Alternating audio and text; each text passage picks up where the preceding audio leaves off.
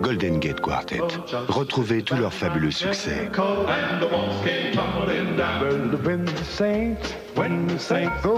Ce very best-of Golden Gate Quartet.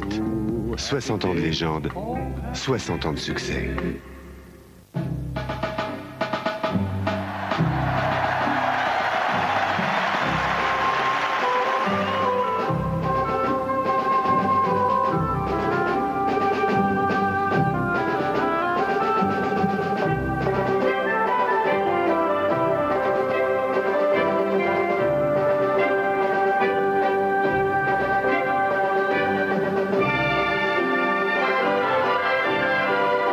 Créant de la solidarité entre les hommes, l'assurance fait progresser la société. L'assurance, c'est depuis 175 ans le métier des hommes et des femmes des AGF. Parce que demain se décide aujourd'hui, AGF avec vous. J'en ai marre.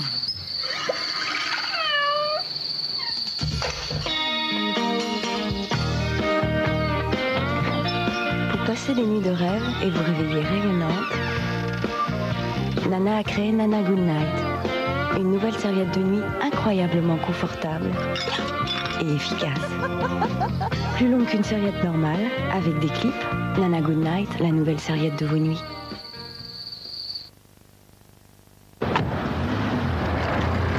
J'ai rien dit, mais franchement, 5 portes, c'est mieux. Hein. Pour une femme, c'est plus logique. Non? On avait dit 5 portes, tu prends 3 portes, t'es pas logique. Ça avait l'air de quoi? Tu fais vraiment comme ça t'arrange, toi. Hein. De toute façon, je vais te dire, ça m'est égal, c'est pas ma voiture. Quand vous achetez une occasion du Lion, vous avez 5 jours pour la remplacer si par hasard elle ne vous plaisait plus. Si ça continue, c'est pas la voiture que je vais remplacer, hein? Avec les occasions du Lion, vous pouvez changer d'avis et c'est ça qui change tout. Rien n'éveille les sens comme Nestlé Dessert. Lorsqu'ils font doucement, lisses et onctueux. Lorsque s'échappe l'arôme intense et qu'on devine déjà toutes les saveurs, tous les bonheurs d'un grand chocolat. Nestlé Dessert. Nestlé, c'est fort en chocolat.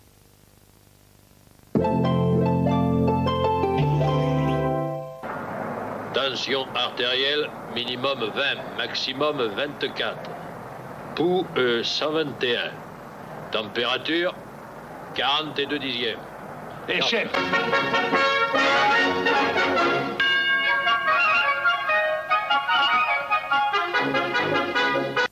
Ciné dimanche avec Whirlpool. Entrez dans un monde fantastique. Whirlpool, le monde de l'électroménager.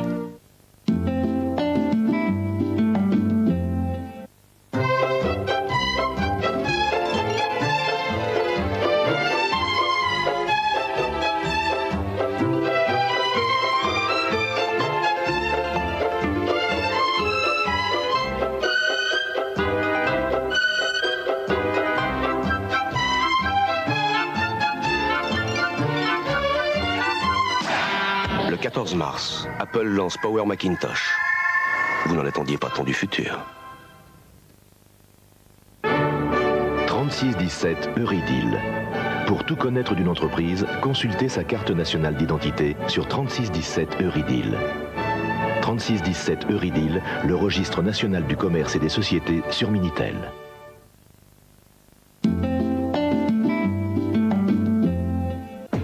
Mardi 22h30 sur TF1, PSG Real de Madrid, le grand duel des quarts de finale de la Coupe des Coupes. Après son exploit en Espagne, le PSG relève le grand défi du Real. Au Parc des Princes, les Parisiens devront tenir le choc pour arracher leur place en demi-finale. Le foot sur TF1 avec les magasins Leroy Merlin, une équipe pour réussir. Coupe d'Europe de football, PSG Real de Madrid, mardi 22h30 sur TF1.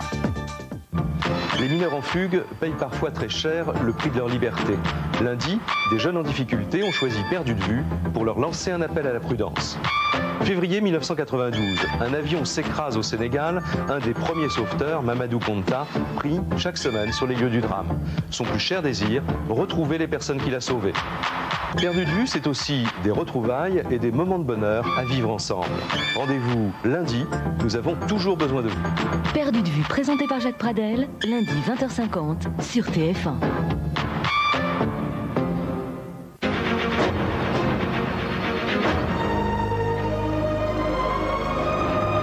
Madame, Monsieur, bonsoir. Élection législative partielle de Nice, victoire de Jean-Paul Baretti, l'actuel maire de la ville. Sur place, notre envoyé spécial, Thierry Tuillier. Une victoire nette, une victoire sans discussion. 56,5% pour Jean-Paul Baretti, 43,5% pour le candidat Front National, Jacques Perrat. C'est donc le verdict des urnes tel que l'a voulu les Niçois. La plus forte mobilisation entre les deux tours, ajoutée au report même imparfait des électeurs de gauche, ont suffi à creuser un écart conséquent. L'élection du maire a eu en tout cas dès ce soir un effet dans l'optique du scrutin municipal.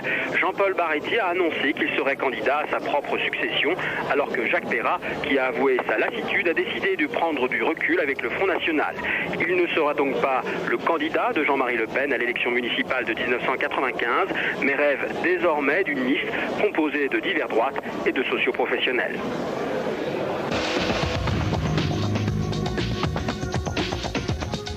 Base militaire française de Zagreb, visite surprise cet après-midi d'Édouard Balladur en ex-Yougoslavie. Ses premiers pas l'ont conduit avec le ministre de la Défense devant le cercueil du caporal-chef français abattu jeudi soir par un tireur isolé du côté de Bihac. Bihac, justement, deuxième étape du Premier ministre. 200 km de route à travers les lignes serbes et musulmanes pour assurer le détachement français de la solidarité du gouvernement, mais aussi pour critiquer la lenteur des décisions de la force promue.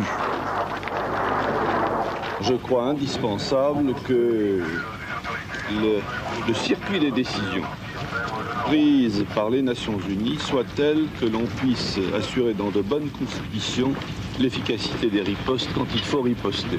Samedi soir, en effet, 2 attaques serbes dirigées contre les casques bleus de Bihac avaient motivé un ordre de riposte aérienne. Mais la confirmation du tir est, semble-t-il, arrivée trop tard. Pourtant, la menace aérienne reste la plus efficace. Ce matin, un simple survol de Maglaï, pilonné dès 5 heures par les Serbes, a suffi à stopper les bombardements. Ailleurs en Bosnie, c'est une paix précaire que les habitants de Sarajevo ont mise à profit pour se recueillir sur les tombes des victimes. Pour la première fois, sans risque majeur depuis 22 mois. À Vienne, enfin, après 10 jours de pourparlers, Croates et musulmans sont parvenus à un accord sur la constitution d'une fédération commune en Bosnie, accord qui sera signé officiellement à Washington dans quelques jours.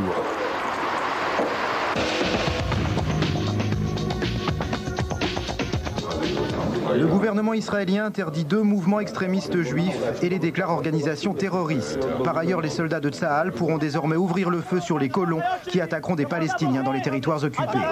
Les 2 nouvelles ont provoqué la colère dans les implantations juives.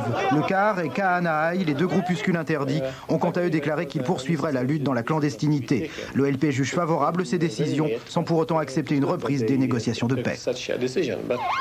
Panique dans les aéroports londoniens. Gatwick et Heathrow ont été fermés ce soir pendant plus de 2 heures avec d'énormes perturbations sur le trafic. Une conséquence des 4 obus de mortier qui se sont abattus ce matin sur le terminal 4 de Heathrow sans faire de blessés.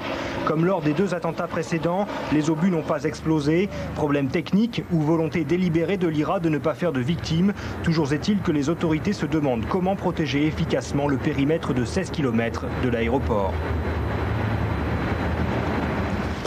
Une rose pour le souvenir des 7 martyrs juifs fusillés à Rieux-la-Pape le 29 juin 1944 sur ordre de Paul Touvier. Une cérémonie réunissait cet après-midi les parents des victimes et une centaine de personnes à la veille du procès de Touvier pour crime contre l'humanité qui s'ouvre dans 4 jours à Versailles. Les participants ont observé une minute de silence pour ne rien oublier.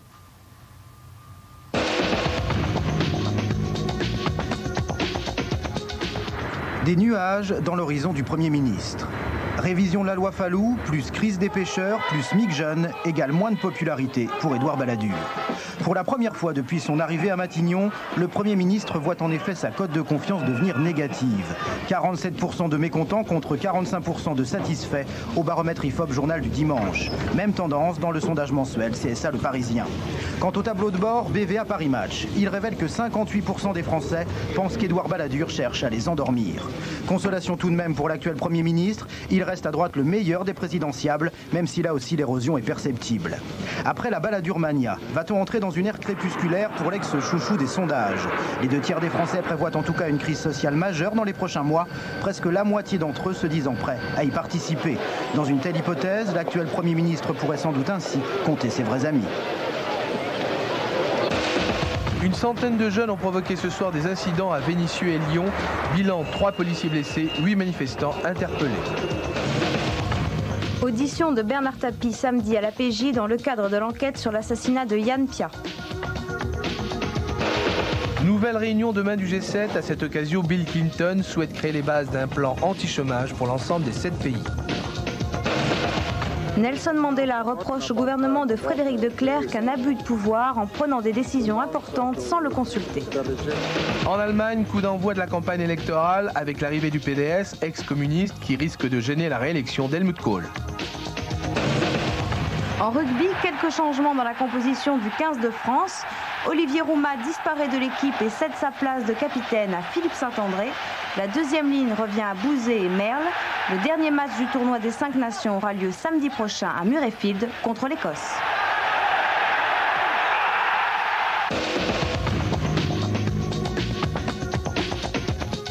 Moisson bleue à Bercy. Avec 11 médailles dont 2 en or et 6 records de France battus, les athlètes tricolores n'ont pas déçu le public parisien au cours de ces 23e championnats d'Europe en salle. Première médaille d'or Christian Plazia en heptathlon.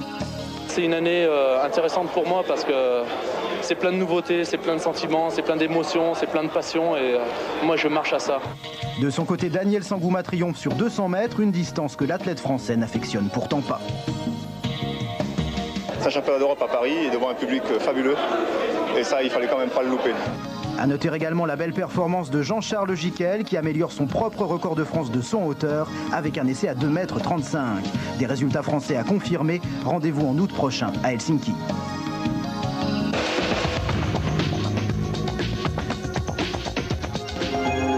Quatrième étape de la Whitbread entre la Nouvelle-Zélande et l'Uruguay, l'une des plus difficiles avec le passage du Cap Horn. Endeavour, le maxi néo-zélandais, l'a franchi en tête et a remporté du même coup toute l'étape en arrivant premier à Punta del Este avec 5 minutes d'avance sur son suivant. Quant à la poste, le maxi français barré par Eric Tabarly, il a fini avec 11 heures de retard. Il se retrouve 7e au classement provisoire. C'est sur ces images de grand large et de Cap Horn que toute l'équipe du dernier journal vous souhaite une très bonne nuit.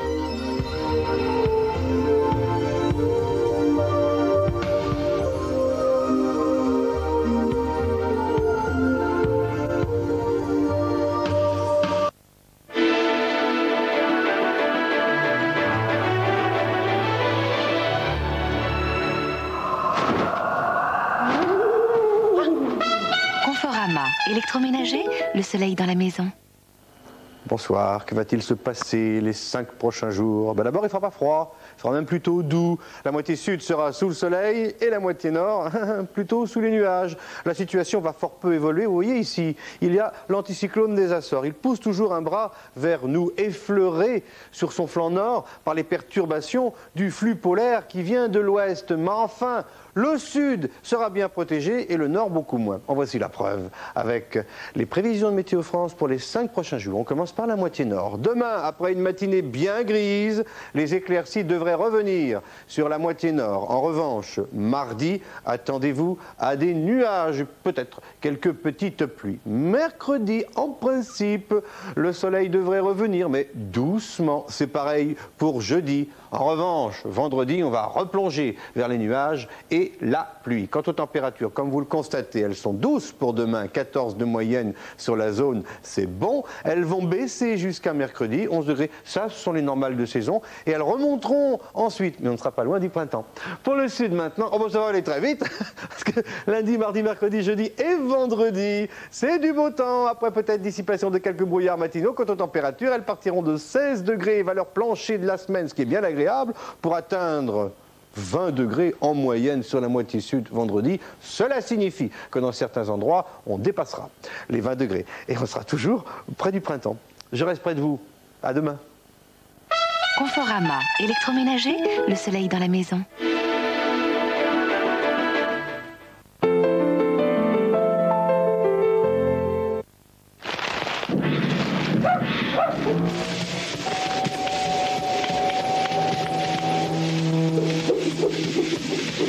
Ryobi.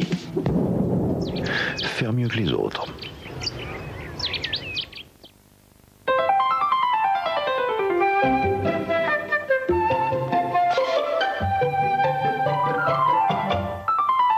Vous l'aimez?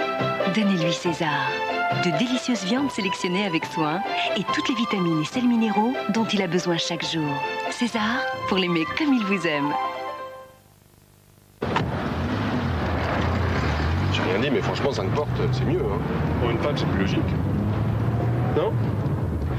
On avait dit 5 portes, tu prends 3 portes, t'es pas logique. Ça avait l'air de quoi? Tu fais vraiment comme ça t'arrange, toi. Hein. De toute façon, je vais te dire, ça m'est égal, c'est pas ma voiture. Quand vous achetez une occasion du Lion, vous avez 5 jours pour la remplacer si par hasard elle ne vous plaisait plus. Si ça continue, c'est pas la voiture que je vais remplacer, hein? Avec les occasions du Lion, vous pouvez changer d'avis et c'est ça qui change tout. Je me suis trouvé au chômage il y a 3 ans, je suis venu habiter chez mon frère parce que son fils il venait de mourir dans un accident de moto. Mais comme maintenant sa femme a un cancer et que l'hosto il l'a renvoyé chez elle vu qu'elle est en phase terminale, j'ai dû rendre la chambre, ils ont que 2 pièces. La crise, la nouvelle comédie de Colin Serrault en vidéo. Êtes-vous un peu, beaucoup passionnément sexe? 36 70 60 20, 36 70 60 20.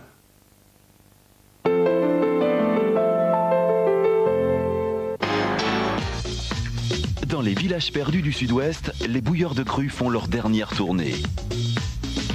Moi, je suis né là-dedans. J'ai pêché 80 ans de voyage. Enquête sur un métier en voie de disparition. Les arnaques au permis, combien ça coûte? Il arrive que des élèves proposent à un inspecteur des permis de conduire un système de corruption. Avec Jacques Lafitte, un familier des prix et du plaisir de conduire. Combien ça coûte? Présenté par Jean-Pierre Pernaut, lundi 22h50 sur TF1.